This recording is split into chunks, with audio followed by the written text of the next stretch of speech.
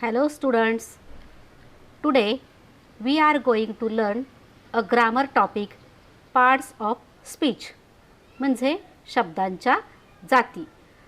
इंग्लिशमध्ये शब्दांच्या जाती 8 आहे. त्यापैकी पहिला नाउन. नाउन म्हणजे नाम. डेफिनेशन बघा, व्याख्या बघा. A noun names a person, place, things or idea. Noun म्हणजे नाम हे काय करतं, नाव देतं कुणाचं, पर्सन म्हणजे व्यक्ती, प्लेस ठिकाण, थिंग्स वस्तू और आयडिया म्हणजे एखादी कल्पना. या प्रत्येकाला ठेवलेलं नाव म्हणजे noun. For example pen, book, bag, teacher, sun, Mary etcetera. आणि याच्यावर उदाहरण तयार केलेलं आहे वाक्यात उपयोग त्याचा. The teacher gives us a lot of books. या सेंटेन्समध्ये 2 नाउन आहेत. टीचर म्हणजे शिक्षक, बुक्स पुस्तके. त्यानंतर पार्ट ऑफ स्पीचमधला दुसरा प्रकार प्रोनाउन. प्रोनाउन म्हणजे सर्वनाम. डेफिनेशन पहा, त्याची व्याख्या पहा. It replace the name of a person, place, things or idea in a sentence. Pronoun म्हणजे सर्वनाम, हे नामाऐवजी येणारा शब्द. नाम मग ते व्यक्ती असेल, ठिकाण असेल, एखादी वस्तू असेल किंवा आयडिया असेल, त्याऐवजी येणारा शब्द म्हणजे प्रोनाउन, सर्वनाम. For example he, she, it, we, they, him, her etcetera. He म्हणजे तो, सी म्हणजे ती, इट म्हणजे ते, वी आम्ही, दे ते, हिम त्याला, हर तिला. अशा प्रकारे सर्वनामांचा वापर होतो. For example this book belongs to her friend. This म्हणजे हा किंवा ही किंवा हे, आणि हर म्हणजे तिचा किंवा तिला. अशा प्रकारे ह्या उदाहरणामध्ये 2 शब्दांचा वापर केलेला आहे. त्यानंतर पार्ट ऑफ स्पीचमधील पुढचा प्रकार आहे ॲडजेक्टिव्ह. ॲडजेक्टिव्ह म्हणजे विशेषण. डेफिनेशन काय आहे बघा. And adjective describes a noun or pronoun. Adjective काय करतं, डिस्क्राईब म्हणजे वर्णन करतं. कुणाचं, नाउन ऑर प्रनाउन, नामाचं किंवा विशेषणाचं, सर्वनामाचं वर्णन करणारा शब्द म्हणजे ॲडजेक्टिव्ह विशेषण. For example tall, thin, red, beautiful, four etcetera. Tall म्हणजे उंच, थीन म्हणजे सडपातळ, रेड म्हणजे लाल, ब्युटिफुल म्हणजे सुंदर, 4 म्हणजे 4, म्हणजे 1 ते 100 अंक हे सुद्धा विशेषण होऊ शकतात. आता याचा वापर वाक्यामध्ये करून दिलेला आहे, बघूया. You look so beautiful in that red dress. Beautiful म्हणजे सुंदर, रेड म्हणजे लाल, ड्रेस या नामाचं ब्युटिफुल आणि रेड या 2 शब्दांनी विशेष माहिती म्हणजे विशेषण आहे. त्यानंतर पार्ट ऑफ स्पीचमधील पुढचा टाईप आहे वर्ब. वर्ब म्हणजे क्रियापद. डेफिनेशन बघूया आपण त्याची. It is a word or group of words that describe an action, experience.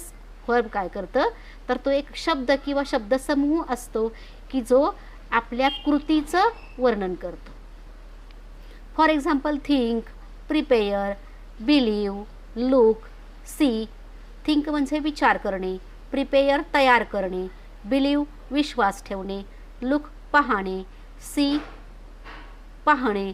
मग ज्या ज्या कृतीयुक्त शब्द आहेत ते सगळे म्हणजेच verbs. For example Mark studies hard to pass the final exam. या वाक्यामध्ये स्टडी हे एक वर्ब आहे आणि पास हे एक वर्ब आहे. त्यानंतर पार्ट ऑफ स्पीचमधील पुढचा प्रकार आहे ॲडवर्ब, क्रियाविशेषण. डेफिनेशन पाहूया त्याची. It describes a verb, an adjective or an adverb. Adverb म्हणजे क्रियाविशेषण. हे डिस्क्राईब करतं, वर्णन करतं कुणाचं, वर्बचं, क्रियापदाचं, किंवा कधीकधी ॲडजेक्टिव्हचं म्हणजे विशेषणाचं वर्णन करणारा शब्द म्हणजे ॲडवर्ब. क्रियापदाबद्दल किंवा विशेषणाबद्दल अधिक माहिती सांगणारा किंवा वर्णन करणारा शब्द म्हणजे क्रियाविशेषण.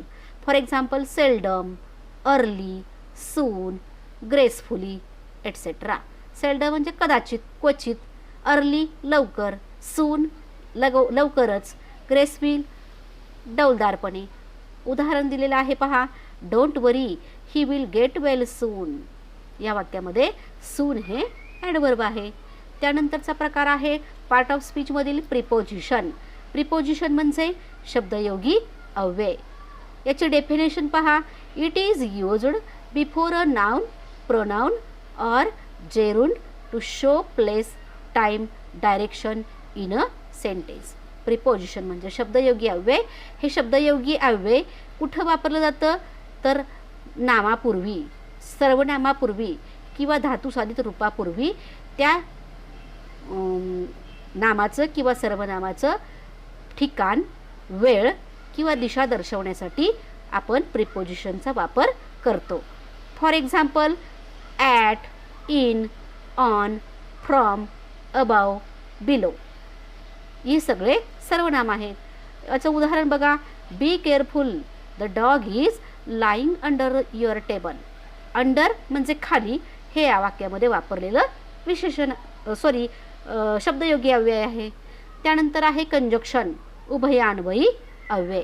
Conjunction join words or group of words in a sentence. Conjunction म्हणजे उभयान्वयी अव्यय हे वाक्यामध्ये किंवा शब्दांमध्ये जोडण्याचं काम करतो. For example, eight, therefore, since, or, but, etcetera. या दिलेल्या उदाहरणामध्ये सिन्स हे कंजक्शन म्हणजे उभयान्वयी अव्यय वापरलेलं आहे. त्यानंतर पार्ट ऑफ स्पीचमधील पुढचा प्रकार आहे इंटरजेक्शन म्हणजे केवल प्रयोगी अव्यय. हे काय करतं, express strong emotion and are often followed by and exclamation point. हे इंटरजेक्शन म्हणजे केवल प्रयोगी अव्यय हे आपल्या इमोशन व्यक्त करतं, भावना व्यक्त करतं आणि त्याच्यानंतर एक्सक्लेमेशन पॉईंट येतो. एक्सक्लेमेशन पॉईंट म्हणजे उद्गारवाचक चिन्ह येतं. For example, hurray, ah, oops, ew, bravo, well अशा प्रकारचे इंटरजेक्शन आपण वापरतो. For example, ah, finally I pass this exam. या वाक्यामध्ये ए हे प्रिपोजिशन आहे, इंटरजेक्शन आहे आणि त्यानंतर आपण एक्सक्लेमेशन मार्क दिलेला आहे.